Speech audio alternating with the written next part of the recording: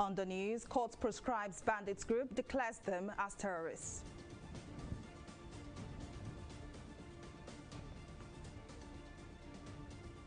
Federal government says Nigeria Air to begin operations with 3 rented planes.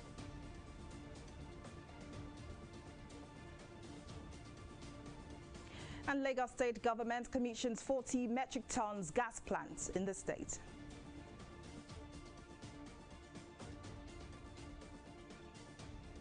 We're glad to have you join us on News Now. I am Folashade Ogurinde. A federal high court in Abuja has declared the activities of Yan Binyadi and Yan Tada bandit groups as acts of terrorism.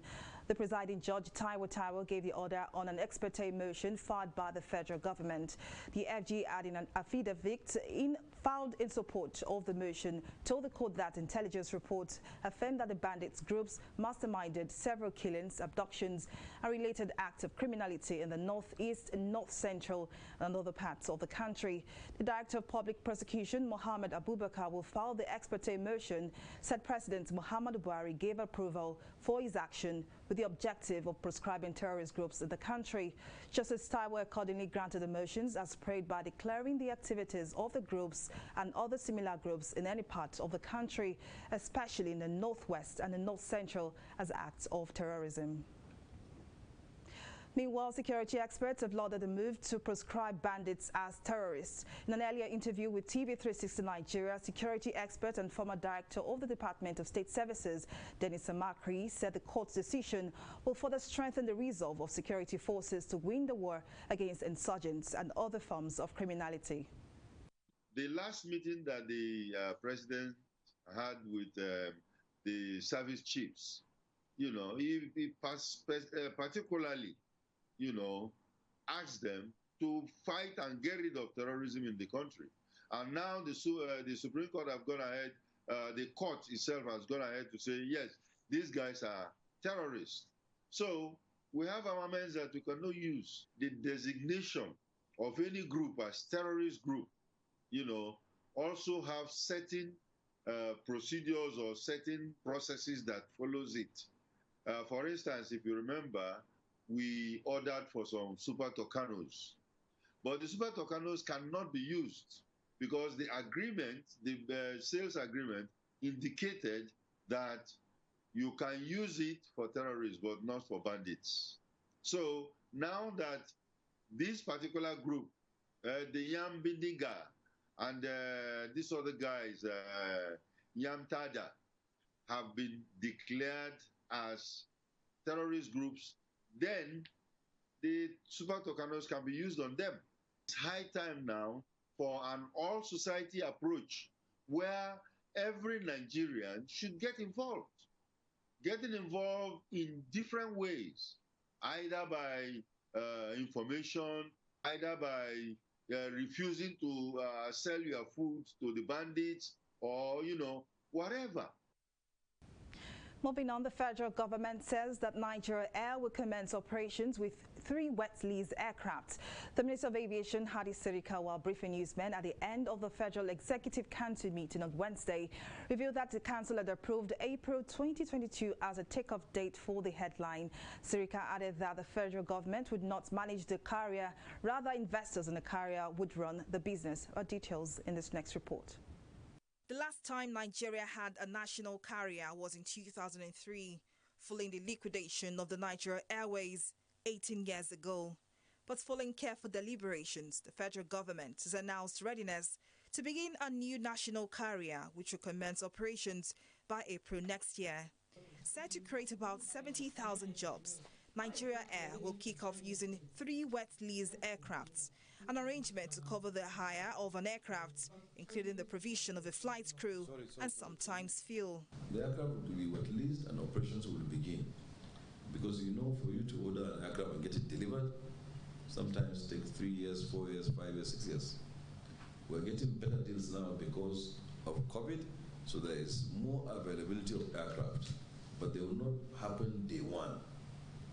So the airline is structured in such a way that they will start with a wet lease aircraft, and that's how most airlines, 90% of airlines in the world would have started. Speaking on the ownership structure, The Minister of Aviation, Hadi Sirika, stressed that while majority shares will be owned by Nigerians, government control of the equity will be minimal.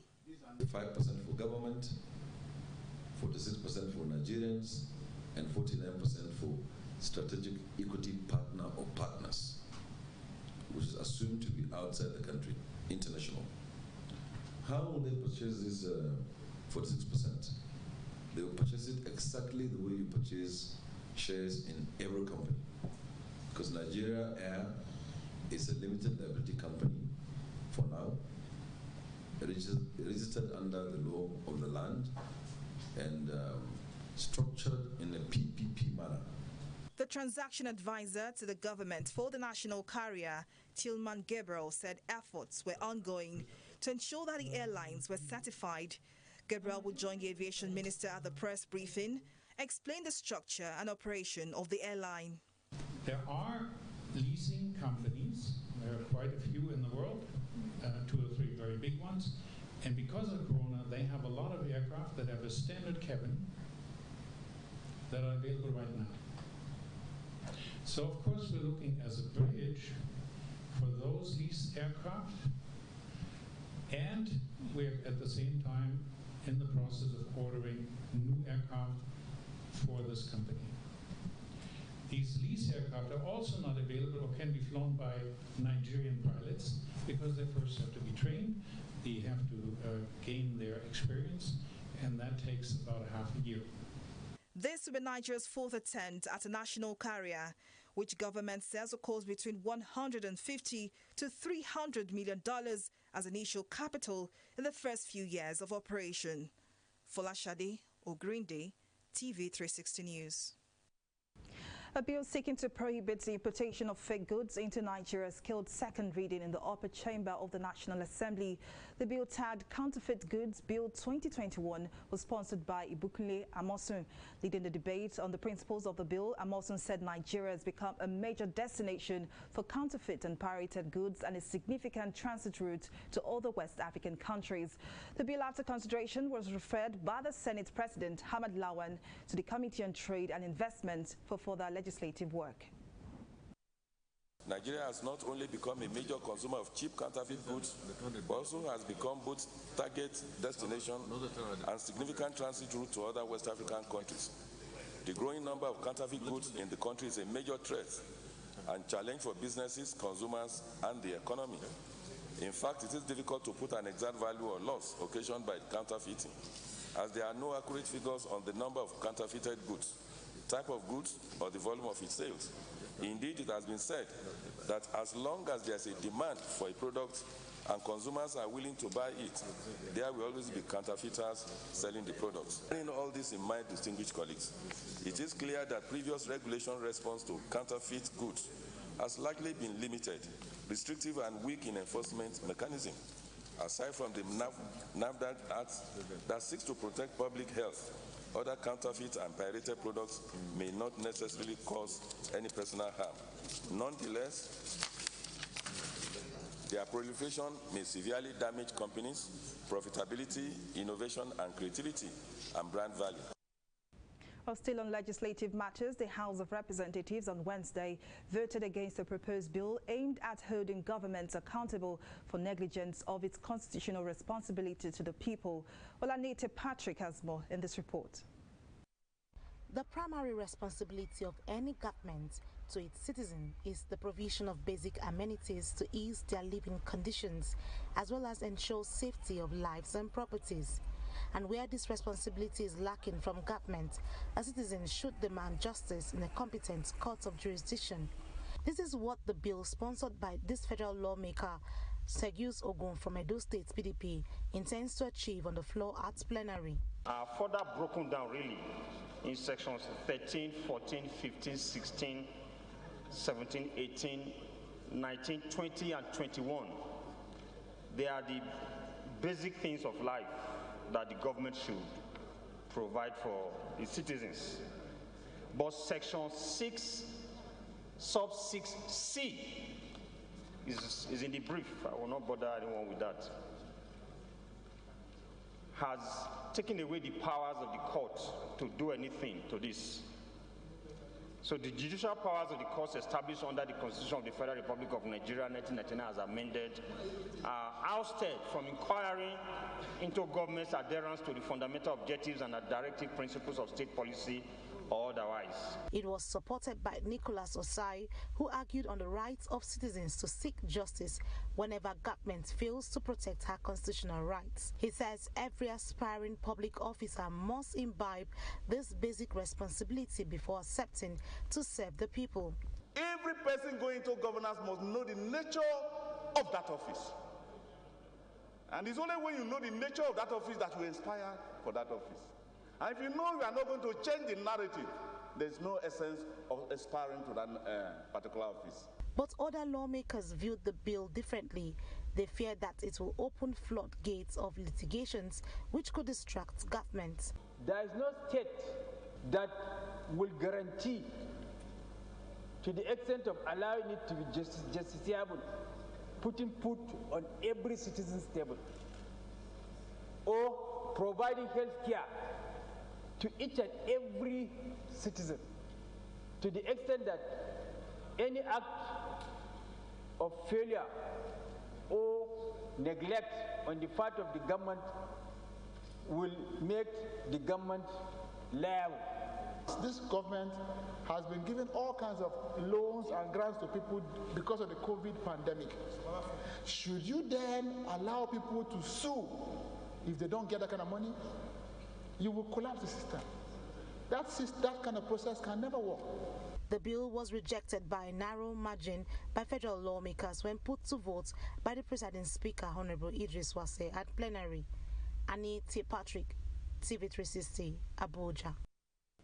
The House of Representatives on Thursday adopted a motion seeking to investigate the activities of labor recruiters and employment agencies with a view to unravel issues of human trafficking and child labor racketeering in the country.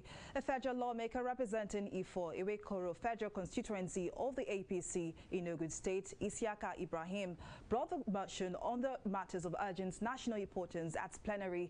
Isiaka would describe the actions of these fake recruitment agencies as modern-day slavery, called for an investigation into how they get licensed by the Ministry of Labor and Employment.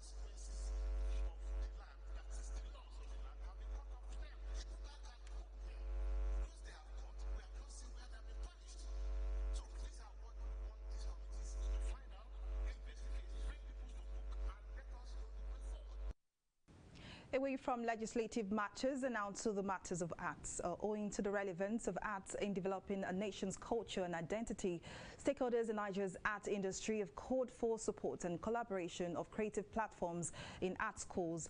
The founder, Yemisi Shylon Art Foundation, made this call at the convening of the art school meeting at the Yaba Art Museum in Lagos. Our correspondent, Mujisla Matomi, tells us more in this report. Nigeria's multi-billion-naira art industry is on the brink of economic decline, no thanks to the effect of COVID-19 pandemic. At this art conference, which coincides with the first anniversary of the Yaba Art Museum, stakeholders deliberate on ways to revitalize the industry. We are celebrating the first year of our Yaba Art Museum.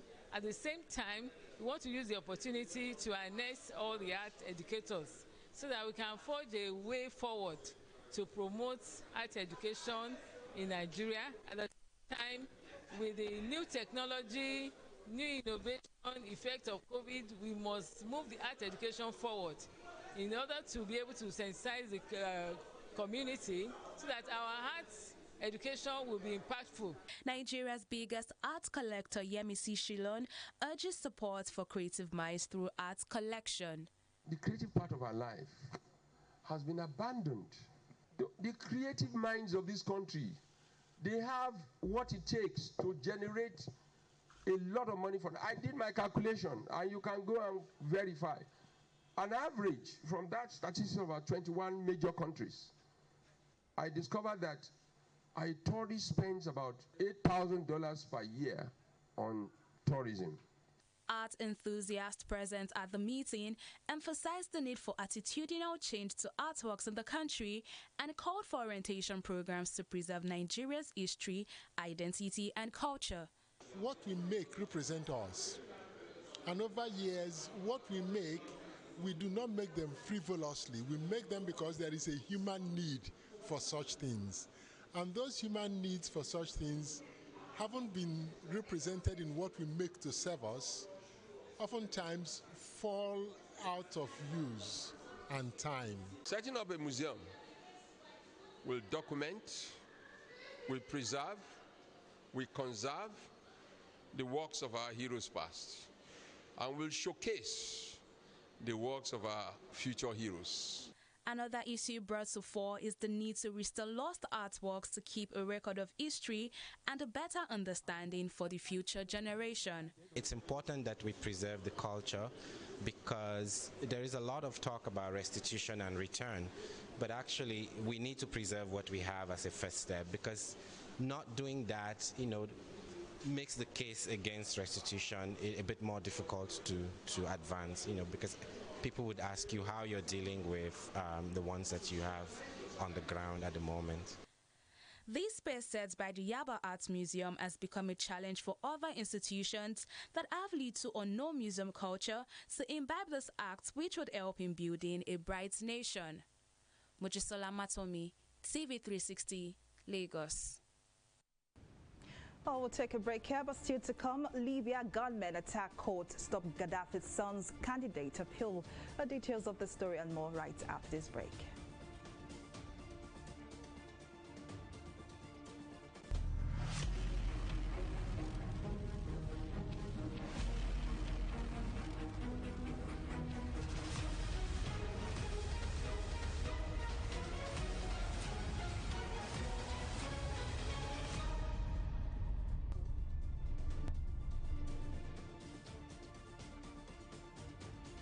Welcome back. Now here is a recap of some of our top stories tonight.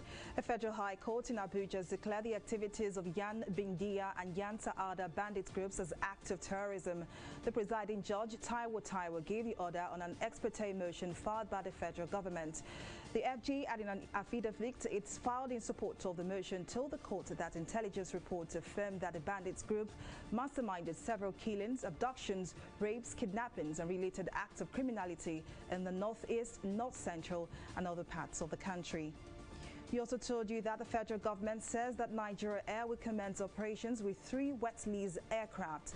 The Minister of Aviation, Hadi Sirika, while briefing newsmen at the end of the Federal Executive Council meeting on Wednesday, revealed that Council had approved April 2022 as a takeoff date. Sirika added that the federal government would not manage the carrier, rather investors in the carrier would run the business. Well, in case you missed any of our news bulletin, or for more updates, do log on to our website on www.tv360nigeria.com. You can also follow us on our social media platforms on Twitter, Instagram, YouTube, and Google Plus at TV360 Nigeria. On Facebook, we are at TV360 Online.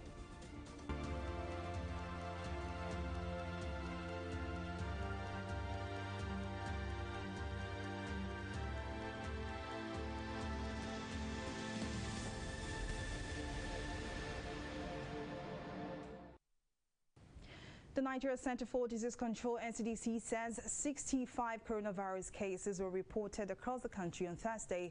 According to the agency, the fresh infections were recorded in 9 states, with Lagos and the Federal Capital Territory leading the chart with 20 and 12 cases respectively, while Ekiti, Plateau and Rivers reported 1 case each, raising the infection toll in the country to 213,883. Meanwhile, 50 people were discharged after recovery and 1 for fatality was recorded, raising the fatality toll to 2,975. The world's largest vaccine manufacturer, Serum Institute of India Limited, has resumed shipments of COVID-19 vaccines to the COVAX initiative, a move regarded as a much-needed boost to inoculate citizens in the world's poorest nations. The decision by India follows growing confidence with a ramping up pace of its once-disturbed domestic inoculation drive. Serum Institute says it expects to increase doses substantially into the first quarter of next year and to include Novavax Inc.'s inoculation at an unspecified time. Since the start of the pandemic, COVAX had looked to India's massive vaccine manufacturing capabilities to help it procure cheap shots for low-income nations that would struggle to finance their own inoculation drives. Well, we'll take a break here and return with more stories in business. Stay with us.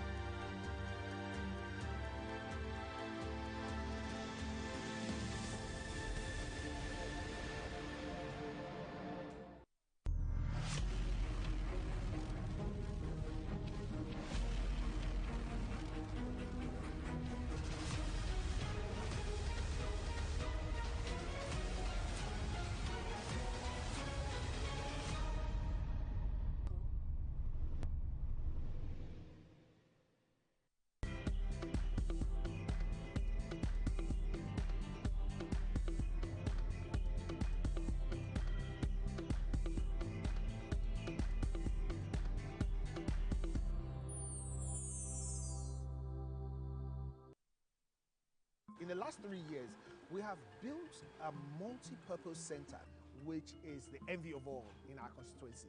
And I can tell you that the people who are living there are already enjoying it.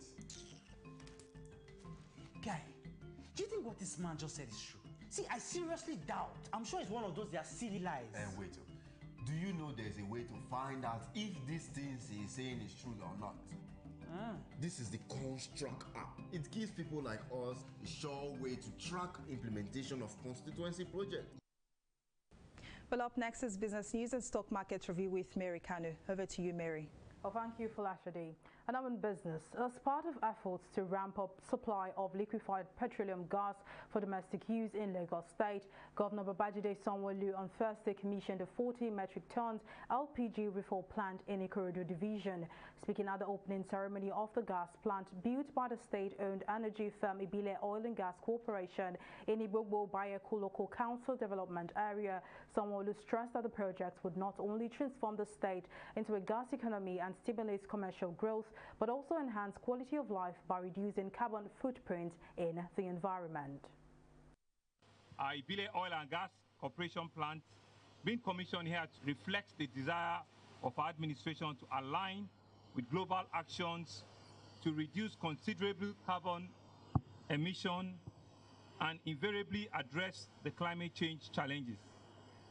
One of the measures which this plant will support is to promote an increase in adaptation of LPG for domestic uses in Lagos State. I'm not unaware of the current situation with regards to the high and increasing cost of cooking gas, not only in Lagos State, but also across the nation. This is totally unacceptable, as we run a risk of reversing all of the gains we have achieved over the years as a result of increased awareness by the populace on the advantage of using LPG for domestic cooking. I strongly believe that the federal government will do everything possible to reverse this trend and to ensure the availability and affordability of LPG for all of our domestic households. Well, we'll take a break here and return with a review of the stock market. Please stay with us.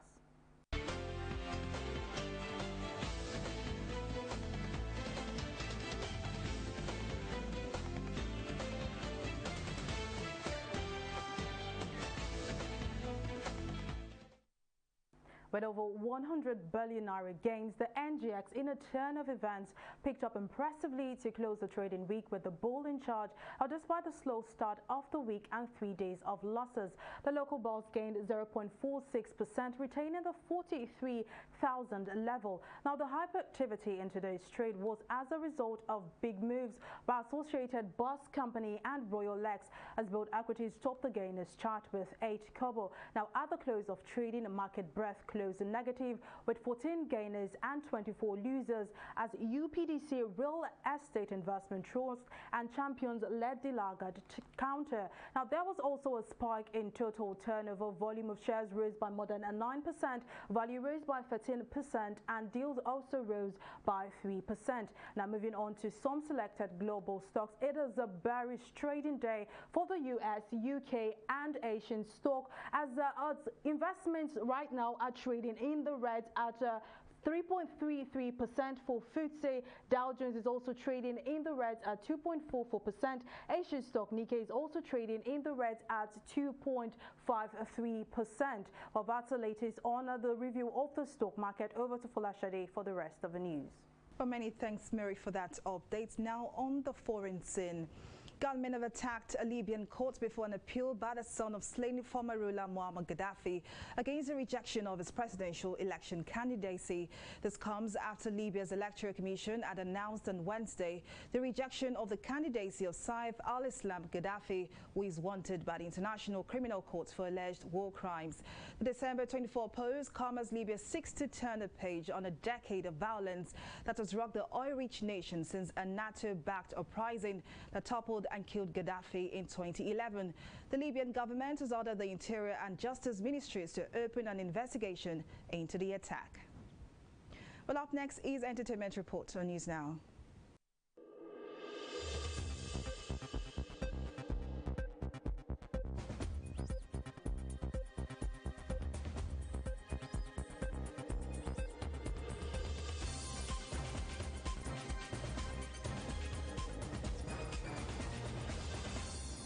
Nigerian singer Rema has called out popular Nigerian disc jockey DJ Neptune for releasing their collaboration without his permission. The Mavis Axe took to his official Twitter page to express his displeasure with the song released on the DJ's newly dropped album Greatness 2.0. In the log thread, Rema also pleaded with his boss Don Jazzy to forgive him for the public call-out. He, however, insisted that DJ Neptune takes the music down. Neptune's second studio album Greatness 2.0, which dropped in the early hours of Friday, features the likes of Patti Rankin, Simi, Yemi Alade, Adekunle Gold, and other Nigerian A-list singers. The collaboration with Rema, titled For You, is the fourth song on the 16-track album. The African giant is at it again as he has been nominated for the prestigious Grammy Awards for the third time in a row.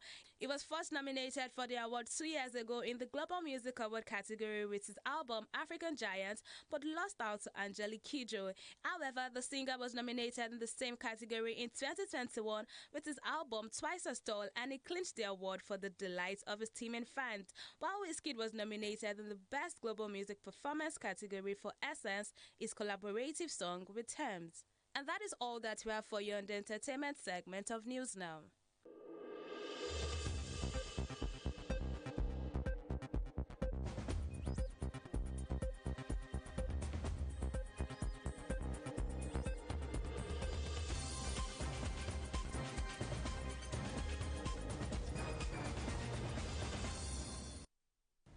Well, away from entertainment, now to sports. The Confederation of African Football, CAF, has confirmed its support for biennial FIFA World Cups at the organization's Extraordinary General Assembly. A resolution was passed by CAF during the General Assembly following a presentation from FIFA's Chief of Global Development and former Arsenal manager Arsene Wenger to host men's and women's FIFA World Cups every 2 years. FIFA's feasibility study into shifting from a traditional 4-year World Cup cycle to a biennial one has attracted criticism from European football's governing body, UEFA. The South American Football Confederation, including a series of top European leagues, who have strongly signaled their opposition to the proposals. I need to wrap on our news bulletin. Many thanks for watching. I am Folashade. Green Day. Bye for now.